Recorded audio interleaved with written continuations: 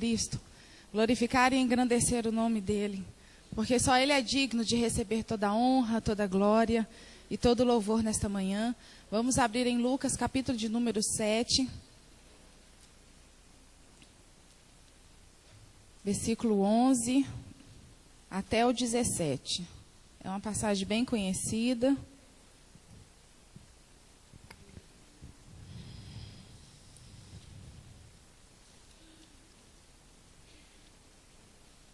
Lucas 7, do 11 até o 17. Os irmãos encontraram? Amém? Eu estou ainda com a voz de sono, né? Mas todo mundo nessa manhã está acordado? Amém? Quem está acordado, vamos dar um glória a Deus? Amém? Glória a Deus. É isso aí, para o Senhor toda a honra e toda a glória. Lucas capítulo 7, versículo do 11 até o 17, a palavra de Deus nos diz o seguinte: Em dia subsequente, dirigia-se Jesus a uma cidade chamada Naim, e ia com ele os seus discípulos e numerosa multidão. Como se aproximasse da porta da cidade, eis que saía o enterro do filho único de uma viúva, e grande multidão da cidade ia com ela. Vendo-a o Senhor, se compadeceu dela e lhe disse: Não chores. Chegando-se, tocou o esquife e, parando os que o conduziam, disse: Jovem, eu te mando, levanta-te. Sentou-se o que estivera morto e passou a falar. E Jesus o restituiu à sua mãe. Todos ficaram possuídos de temor e glorificavam a Deus, dizendo: Grande profeta se levantou entre nós, e Deus visitou o seu povo. Essa notícia a respeito dele divulgou-se por toda a Judeia e por toda a circunvizinhança. Vamos orar? Soberano Deus, muito obrigada, Senhor, por mais uma oportunidade que o Senhor nos dá, para que juntos, ó Deus, possamos aprender um pouco mais de Ti. Por isso, meu Deus, sabendo que nós não somos nada, que somos, ó Deus, carentes de Ti, precisamos, Senhor, ouvir a Tua palavra genuína e pura. Deus, tenha de misericórdia de mim, Senhor, como Teu instrumento nesta manhã. Usa-me, Senhor, para a Tua glória. Que eu, Senhor, que o meu eu não atrapalhe o Teu agir nesta manhã. Que eu não venha falar aquilo que eu quero falar, mas que eu venha falar aquilo que o Teu Espírito quer falar. Para que nós, Pai, possamos aprender um pouco mais da Tua palavra e ao sairmos dessas portas possamos praticá-la, Deus. E que eu diminua e o Senhor cresça. Em nome de Jesus eu quero repreender agora tudo aquilo que possa trazer embaraço, tudo aquilo que possa trazer alguma perturbação, todo o espírito contrário vai saindo agora em nome de Jesus. Todo cansaço saia em nome de Jesus. Toda tristeza eu te repreendo em nome de Jesus. Toda preocupação vai saindo do nosso meio em nome de Jesus. Para que o Teu nome, Deus, venha a ser glorificado. E que nós possamos, ó Deus, ser verdadeiros adoradores. Em nome de Jesus. Amém e amém. A igreja pode sentar glorificando o nome do Senhor. Aleluia. Glorifico ao meu Deus por mais uma oportunidade que Ele me concede nesta manhã tão festiva. Sabendo nós que todas as vezes, quando nós adentramos a mais um mês, nós entramos a estas portas alegres, sabendo que foi mais uma vez que o Senhor nos permitiu estarmos de pé. Mais um mês que o Senhor nos sustentou.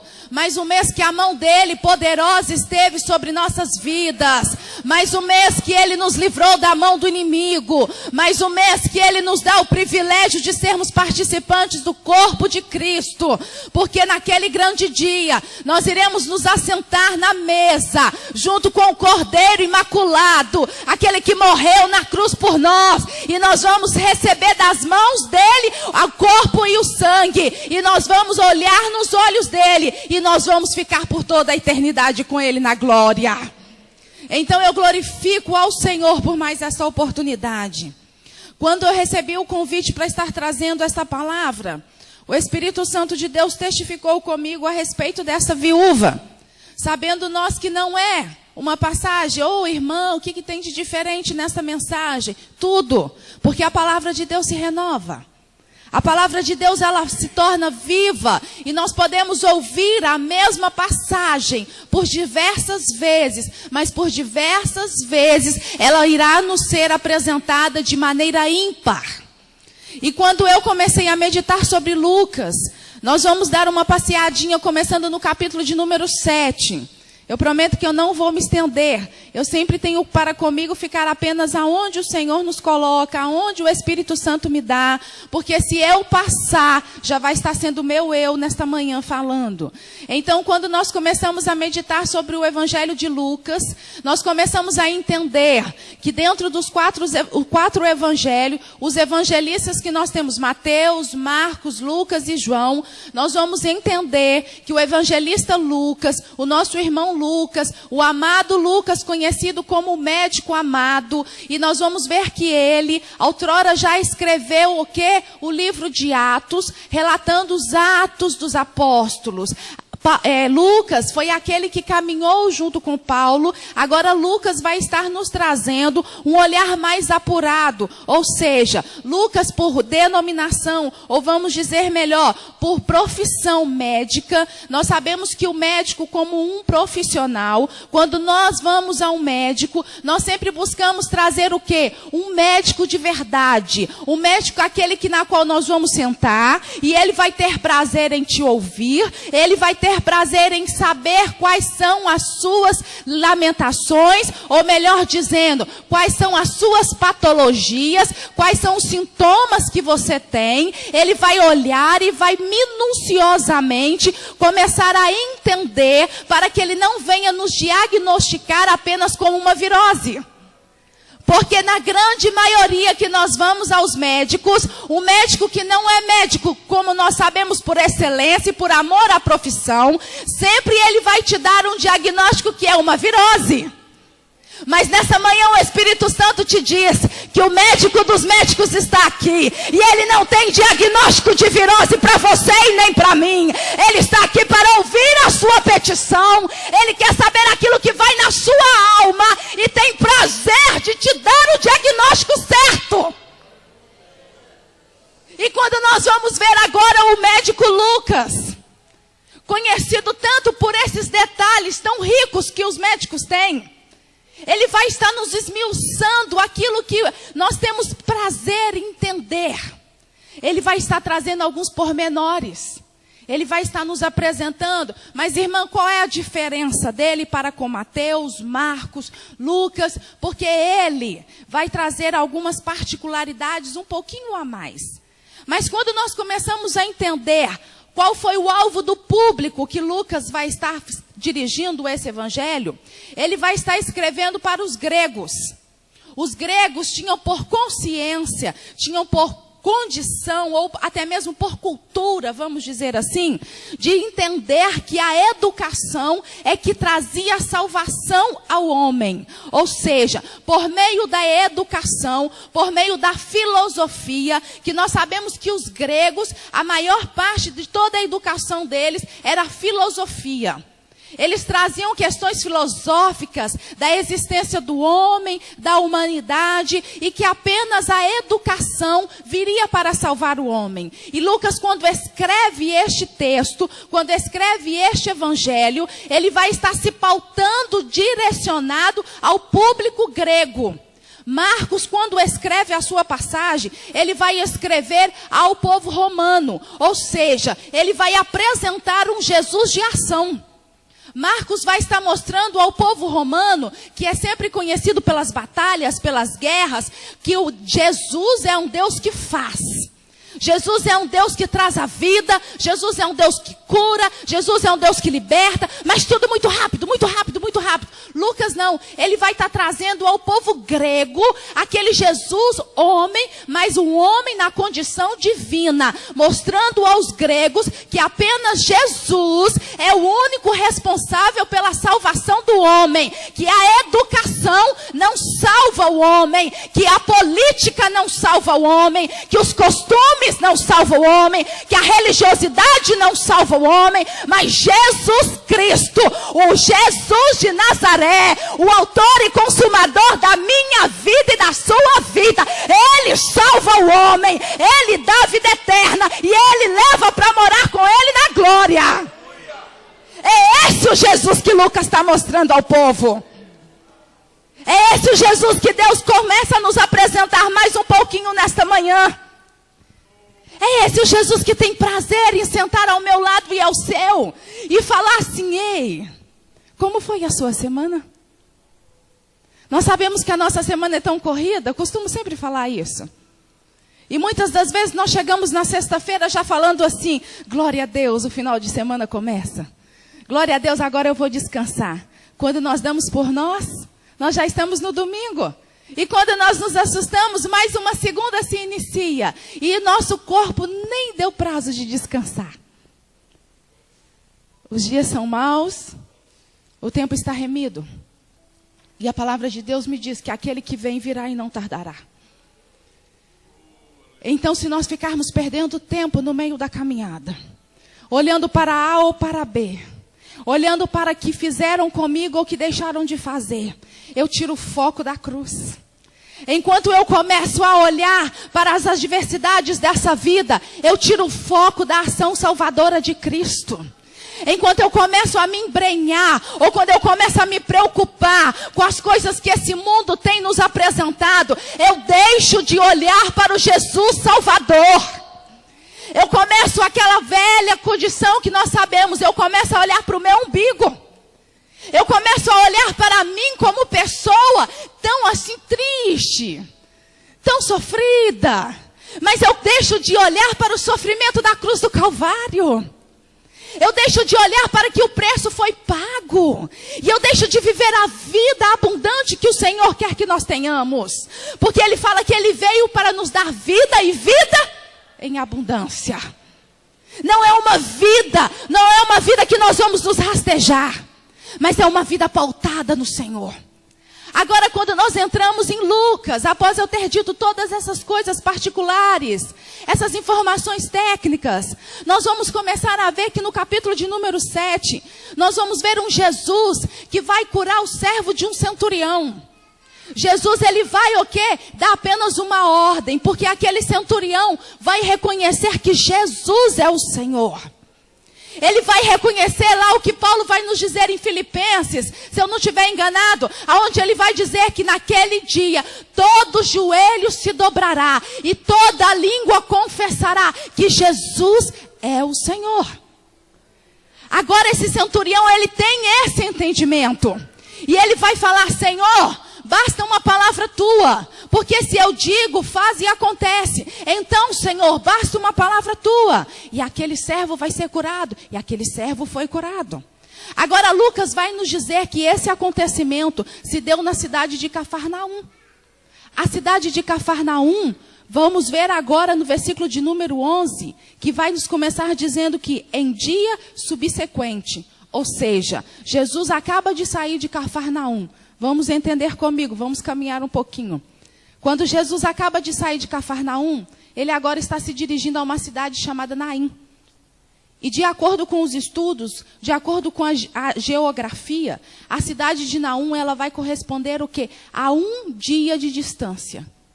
Ou seja, Jesus sai de Cafarnaum e agora Jesus está chegando em Naim. E quando ele vai chegar em Naim, vai dirigir-se Jesus, e chegando-se a Naim, ele vai encontrar com os discípulos e uma numerosa multidão. Quando eu começo a visualizar o meu Jesus, o seu Jesus, o nosso Jesus, andando sobre essa terra, o verbo encarnado, aquele que deixou a sua glória, que desceu a essa terra, que se fez homem, habitou entre nós, ele vai começar a caminhar nessa terra, sentindo as nossas dores, sentindo o cansaço, sentindo sede, sentindo fome. Ele vai sentir todas as nossas emoções, mas sabendo que sobre ele não houve pecado. E ele neste momento está a 1 dia de caminho de Cafarnaum para a cidade de Naim. E antes de chegar à cidade de Naim, Lucas vai nos dar esse pormenor de que ele vai ver, que está indo com ele os discípulos e uma numerosa multidão. Nós sabemos que aonde Jesus ia, a multidão o acompanhava. Aonde Jesus estava, aqueles que viam os milagres acompanhavam a Jesus. E agora Jesus saindo de Cafarnaum por mais um milagre, aquele povo todo está em volta dele, mas o Espírito Santo de Deus me fez entender algo, que na multidão que acompanhava a Jesus, havia aqueles que iam para poder somente ver quem era Jesus. Aquele que estava na multidão porque queria ver o Jesus tão falado. Porque nós vamos ver em outras passagens que a fama de Jesus era grande, que já havia o quê? Se alastrado por toda a circunvizinhança. Mas havia aqueles que estavam do lado de Jesus para ver. Deixa eu ver quem é esse tal de Jesus. Sabe aquele povo que gosta do barulho?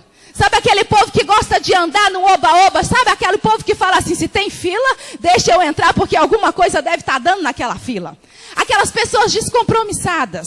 Mas havia também aquele outro tipo de pessoa que estava na multidão apenas para o quê? Receber algo de Jesus.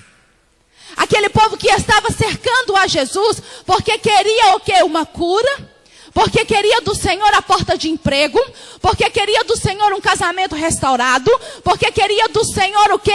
Mais coisas materiais, a troca de um carro, porque queria tocar em Jesus, porque queria receber algo dele. Mas sabe o que eu aprendo mais nessa multidão? Que havia o terceiro tipo de pessoa que estava ali. Aquela pessoa que tinha prazer de estar ao lado de Jesus. Aquela pessoa que queria apenas caminhar com Jesus. Aquela pessoa que queria ser discípulo de Jesus, aquela pessoa que tinha prazer de estar ao lado do mestre, apenas pela possibilidade de eu estar com ele, de senti-lo, de estar ali lado a lado dele. Ou seja, apenas os adoradores têm essa condição de andar com Cristo, sem interesse, sem estar no oba-oba, sem estar esperando receber a cura ou a porta de emprego.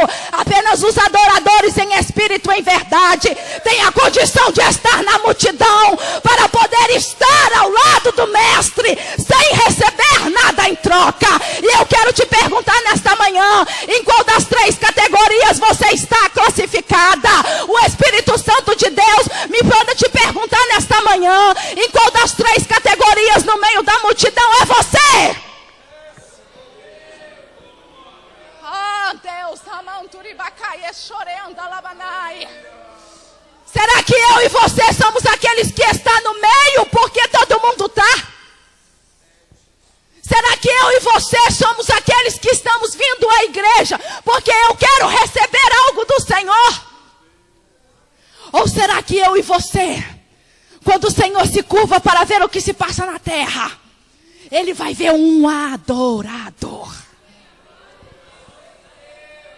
Será que quantas das vezes nós adentramos essas portas somente para receber? Medita nessa manhã sobre isso. É algo que o Espírito Santo tem falado muito forte ao meu coração. Em qual dos três você está? Será que nós estamos nessa manhã porque nós temos que cumprir um protocolo? Ah, porque eu nasci no Evangelho? Não, porque a minha mãe me leva? Não, porque se eu não estiver não tem outro lugar melhor para estar? Não. Se eu não cumprir, se eu não seguir o Senhor, o meu destino é o inferno? Não. Será que eu não peco porque eu tenho medo de ir para o inferno? Ou será que eu não peco porque eu não quero desagradar ao Senhor? Será que o que me move é simplesmente o fato de ouvir, de estar aqui independente se tudo não vai, se tudo não está de acordo com como eu quero? E aquela multidão era composta por esses três tipos de pessoa. Muitas das vezes as pessoas não nos reconhecem. Muitas das vezes o pastor é falho para conosco. Muitas das vezes a dirigente do círculo de oração é falha para conosco. Mas o Senhor manda te dizer que Ele não é falho para contigo. O homem não te vê, mas Ele te vê. O homem não te dá tapinha nas costas, mas Ele te põe no colo.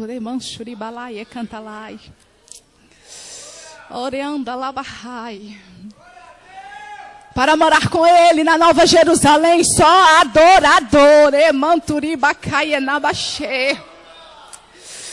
Porque naquele grande dia muitos vão dizer: Senhor, em teu nome eu preguei, em teu nome eu profetizei, em teu nome eu expulsei demônio. Mas você vai ouvir dos lábios do Senhor: apartai-vos de mim, maldito, porque eu não te conheço. E eu não quero ouvir isso dos lábios do Senhor, e eu garanto que você também não quer. Então, se eu e você estamos nessa multidão, nós tenhamos que ser adoradores. E essa multidão era composta pelos discípulos, aqueles que escolheram a seguir a Jesus. Aqueles que escolheram não porque a tradição judaica o mandava escolher um mestre para seguir. Sabemos que dentro dos discípulos não haviam somente os 12, mas haviam mais discípulos.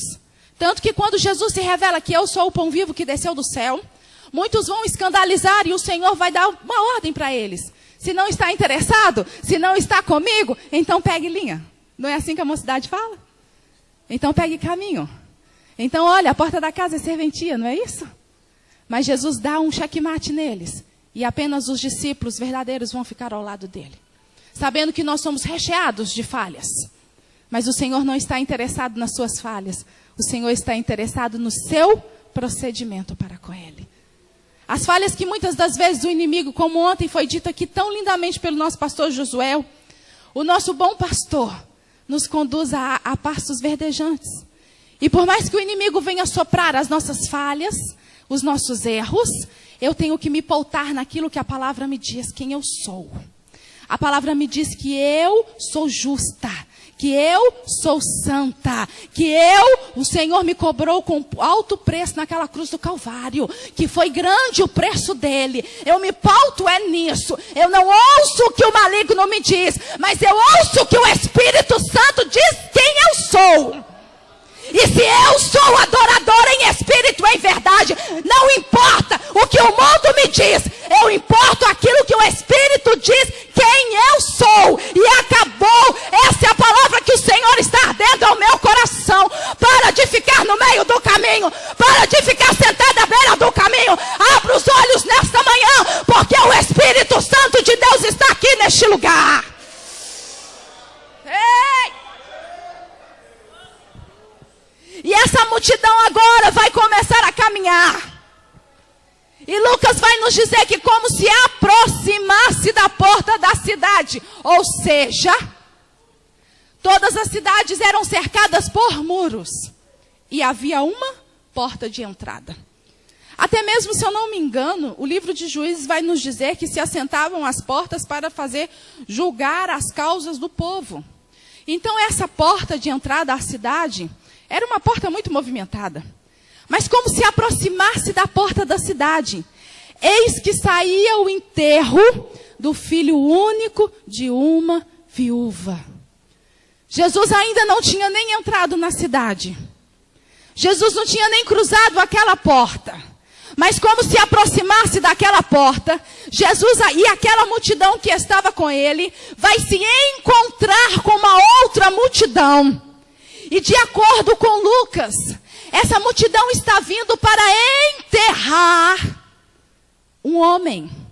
Mas ele vai dar-nos um esclarecimento maior, que este homem era filho único de uma viúva, ou seja, aquela mesma mulher já havia cruzado aquela porta outrora, trazendo juntamente com aquela multidão sobre um esquife o corpo do seu marido, sabendo ela que, de acordo com a tradição, de acordo com o costume dos povos judeus, era classificado o quê? Quando o marido morria, se ela não tivesse quem a amparasse, ou seja, se ela não tivesse um cunhado, o irmão do marido dela, para tomar ela como esposa, ela ficaria à mercê da sorte.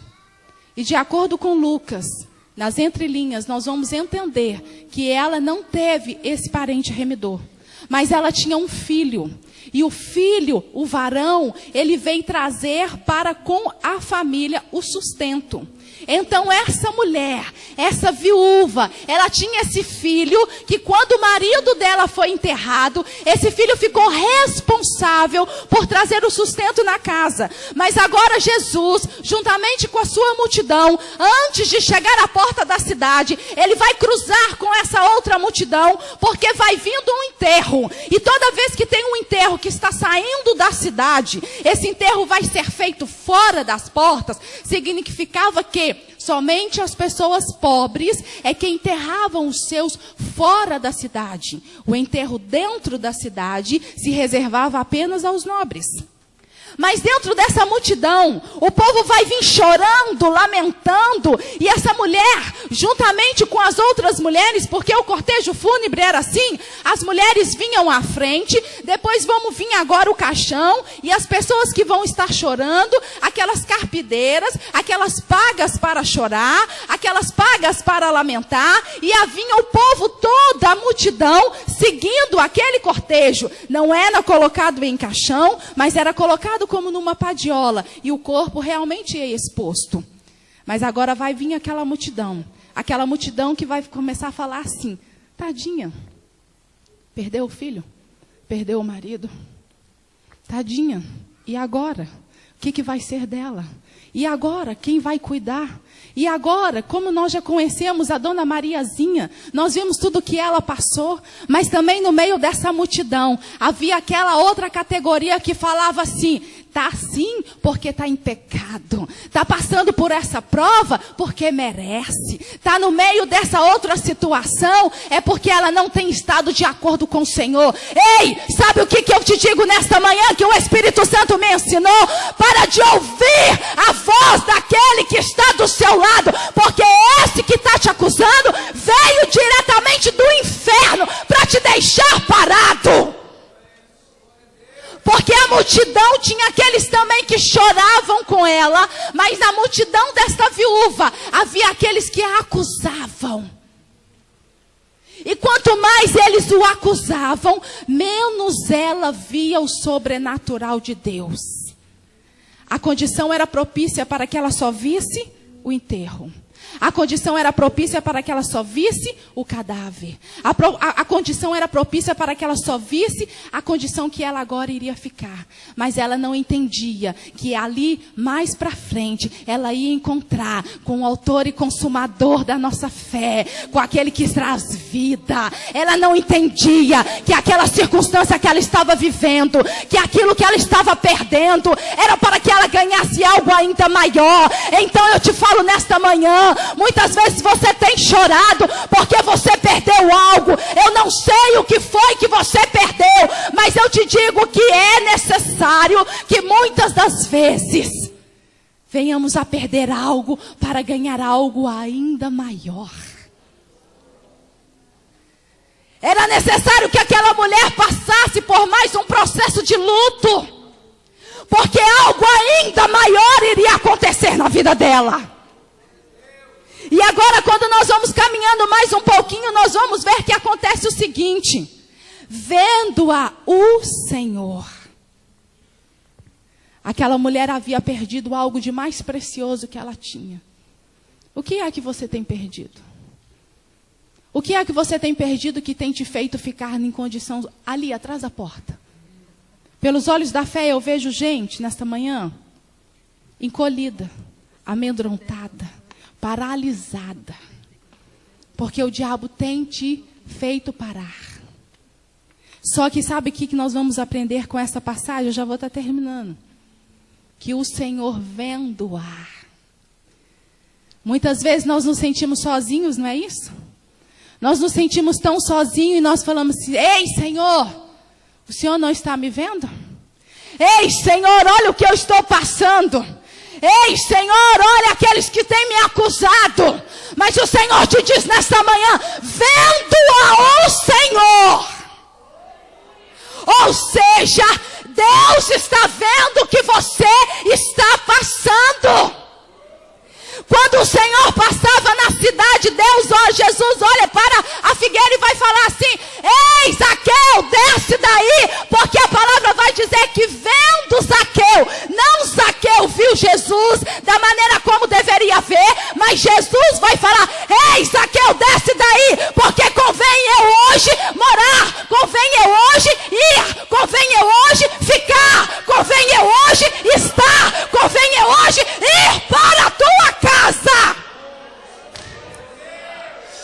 Então é isso que o Senhor está te dizendo. O enterro para ele não significa nada. A morte do seu filho único não significa nada. A morte do seu marido não significa nada. A morte da sua esperança, aí complica. Porque se nós perdemos a esperança, a fé no Senhor Jesus, Ele não pode fazer nada por nós. Mas irmã, aquela mulher não tinha fé em nada. Mas quando nós vamos ouvir a palavra dizendo que vendo-a o Senhor, se compadeceu dela. O Senhor está com os olhos por sobre nós. O Senhor vê o nosso deitar e o nosso levantar. O Senhor vê quando você está caminhando para o trabalho. O Senhor vê quando você entra naquele ônibus, viu, Márcia? Quando você entra naquele ônibus e você está com o coração que você sabe aonde, e você fala assim: Senhor, eu não estou conseguindo, xerenda, lava, xere, canta lá. Mas o Senhor está contemplando você naquele ônibus, mulher. E o Senhor tem mandado te dizer: ei, levanta a cabeça, porque eu sou contigo. Eu é quem pelejarei por vós, assim diz o Senhor nesta manhã.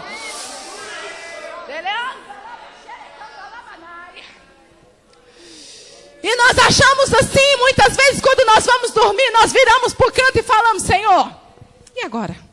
O que eu faço? Senhor, e agora? E nós esquecemos que Ele está a nos contemplar. E aquela mulher, quando ela o vê, o Senhor se compadece dela e lhe diz: não chores. Como não chora no enterro?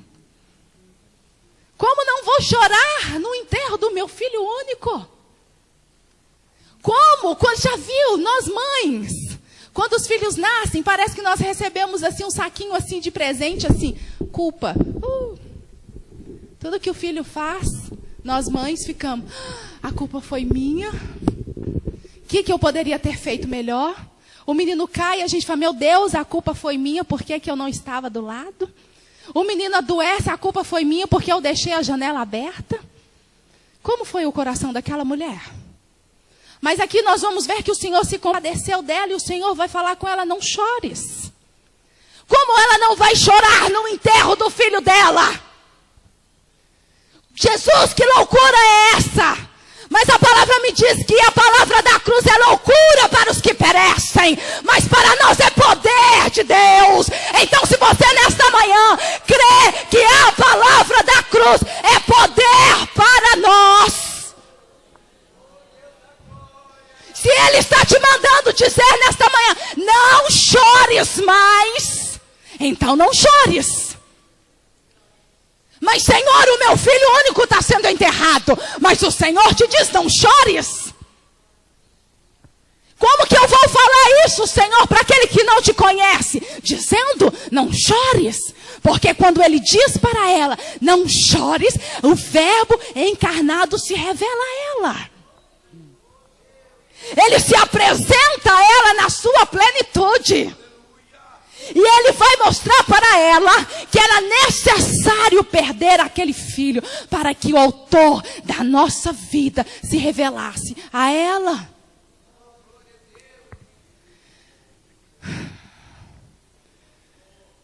Quantas vezes temos perdido? Poucas pessoas sabem aqui, eu nunca falei. Tivemos lá em casa 2 meses, não sei, entrou um ladrão lá em casa. E esse ladrão entrou, nós fomos almoçar na casa da minha mãe.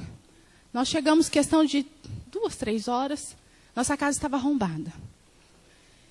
E lá em casa tem cerca elétrica, tem portão de não sei das quantas, porque o Senhor nos a deu completa.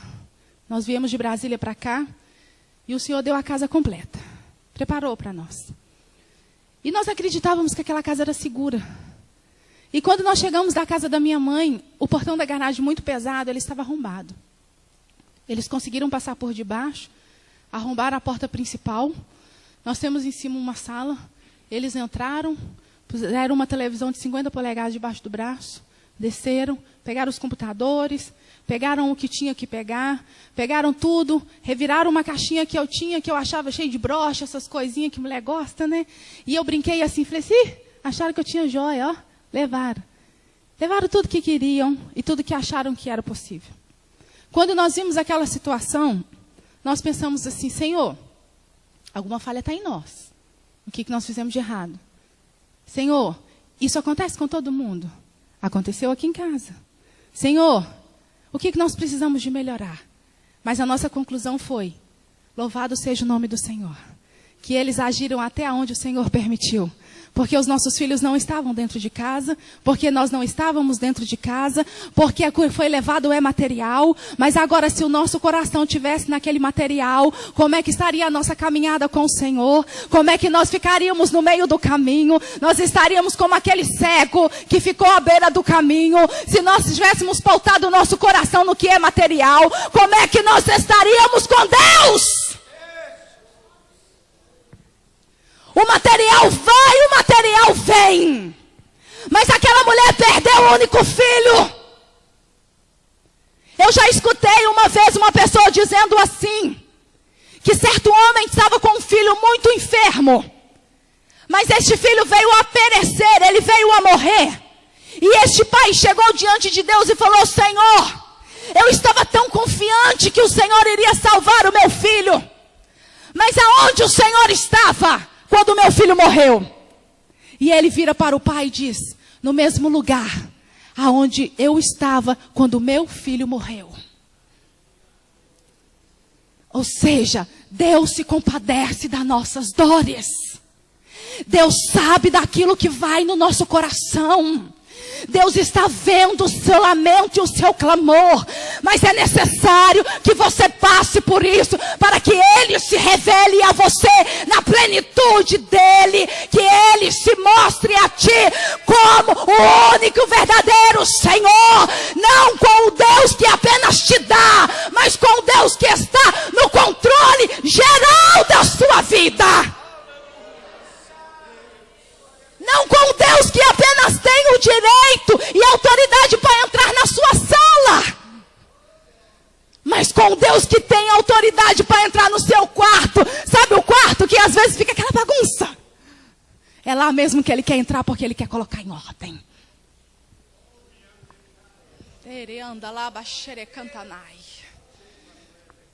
E eu já vou terminar. Chegando se tocou o esquife. Parando os que o conduziam, disse, jovem, eu te mando, levanta-te.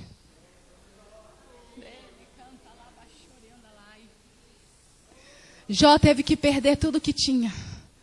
Porque no final ele vai dizer que eu sei que o meu Redentor vive. Porque ele reconhece quem é Jesus. Porque depois que ele perde, ele vai ter um encontro pessoal com o Senhor. Então prepara-te, ó Israel, para encontrares com o Senhor teu Deus. Será que tu estás preparado para encontrar com o Senhor? Ou será que as coisas deste mundo têm te feito ser um crente alto, piedoso? Um crente chorão? Um crente casca de ovo? Será que o que ele pagou naquela cruz do Calvário não é o suficiente? Porque ele se entregou. Não o levaram, não o tomaram, não o arrebataram, mas ele se entregou.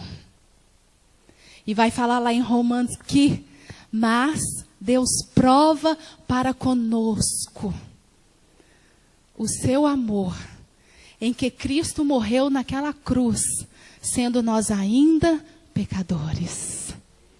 Mas nós apenas conhecemos João 3,16, porque Deus amou o mundo de tal maneira, que deu o quê? O seu Filho, para todo aquele não pereça, mas tenha a vida eterna. Então o Senhor te manda nesta manhã, levanta-te. Porque depois que ele se apresenta àquela mulher, não tem religiosidade, não tem costume, não tem nada, não tem paradigmas, não tem dogmas, não tem problemas, não vai ter sistema, não vai ter nada que vai fazer ele parar, porque ele vai tocar naquele esquife, e aquele esquife vai se levantar, aquele esquife vai passar a sentar, e aquele esquife vai ser restituído àquela mãe. Então se você crer, Deixa o Senhor trabalhar. Para de chorar. Levanta. E começa a ser adorador em espírito e verdade. Fique de pé em nome de Jesus. Sabe, para resumo dessa mensagem, o Senhor está me falando agora ao meu coração. Que nós temos que sair da tenda. Porque tenda é lugar de limitações. Tenda é lugar que me limita. Tenda é lugar que só me faz ver as lonas. Tenda é lugar que a minha visão está limitada. Tenda é lugar aonde eu sei como eu vou chorar. Tenda é lugar que tem aconchego. Mas o Senhor quer que nesta manhã você saia dessa tenda.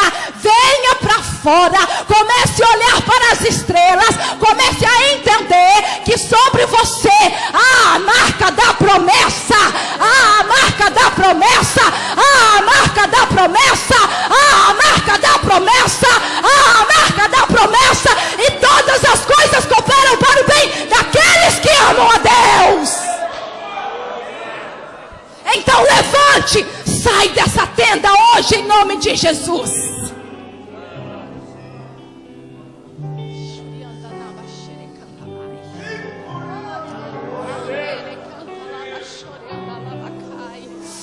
Glorifica o nome do Senhor, igreja. Eu não tenho comigo o costume de dizer isso, mas eu sei que o Espírito Santo de Deus está aqui, porque eu estou sentindo a presença dele. Parece que é um chavão quando nós vimos os pregadores dizendo. Parece que é uma palavra já formulada. Mas eu te digo nesta manhã, eu sinto a presença dele neste lugar, porque ele está visitando corações aqui. Ele é o bálsamo em Gileade. Ele quer curar as tuas feridas. Ele quer enxugar as tuas lágrimas. Anda, lava, xerenda, canta.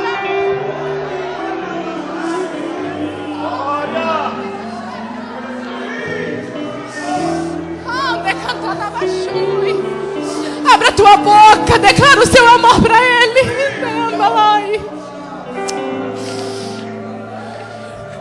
Mas irmã, eu não tenho palavra, declara.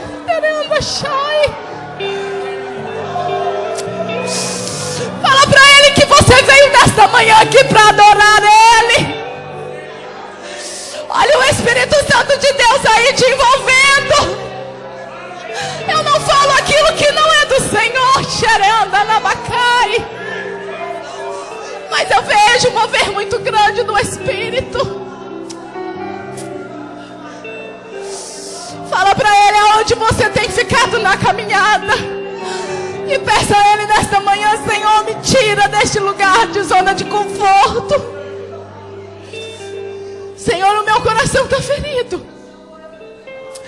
Senhor, eu não dou conta de caminhar mais. Senhor, não está, as coisas não estão do jeito que eu quero, mas eu te glorifico porque estão do seu jeito. Senhor, as pedradas muitas das vezes vêm e dói demais, Deus. Mas Senhor, Tu és o meu escudo. Me envolve nesta manhã. Então comece a ver por fé, meu irmão. Comece a ver por fé. Comece a acreditar no sobrenatural do Senhor. Porque se tu creres, verás a glória de Deus. Porque se tu creres, Ele vai se revelar a ti. Porque se tu creres, Ele vai tirar aquilo que impede o trabalhar dele.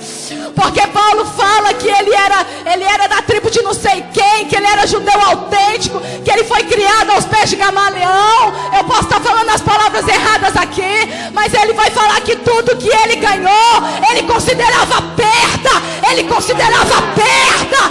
Ele considerava perda diante da mensagem da cruz, diante da revelação de Jesus Cristo. Então eu quero orar para você nesta manhã. Coloque a mão no seu coração agora. Coloque a mão no seu coração e fala para o Senhor aquilo que está te agoniando.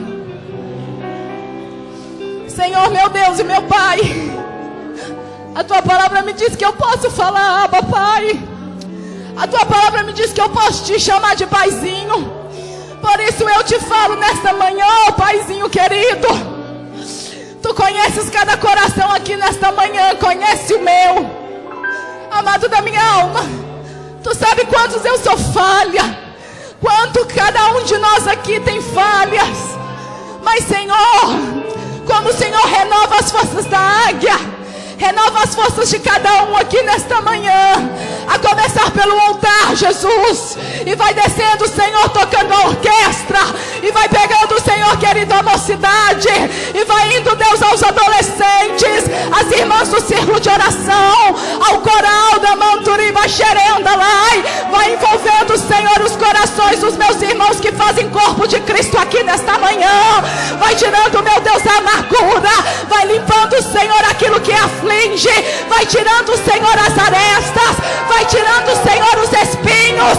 Vai tirando e vai mostrando que quando nós somos fracos, aí que nós somos fortes, porque o seu poder se aperfeiçoa na nossa fraqueza. Deus, muito obrigada, porque não merecemos, Senhor, porque o sacrifício naquela cruz é para que o meu irmão, Deus, viéssemos a pagar. Mas aprove ao Senhor que o teu filho pagasse aquela cruz. E o Senhor se reconciliou comigo. E o Senhor se reconciliou com o mundo. Oh, Jesus, muito obrigada. Nos dá força, Deus. E nos ajude, Pai, nessa caminhada. Porque nós somos peregrinos. E vamos morar contigo na glória. Obrigada, Jesus. Obrigada pela tua doce presença. Em nome de Jesus, amém e amém. A igreja pode glorificar o Senhor. Eu agradeço em nome de Jesus.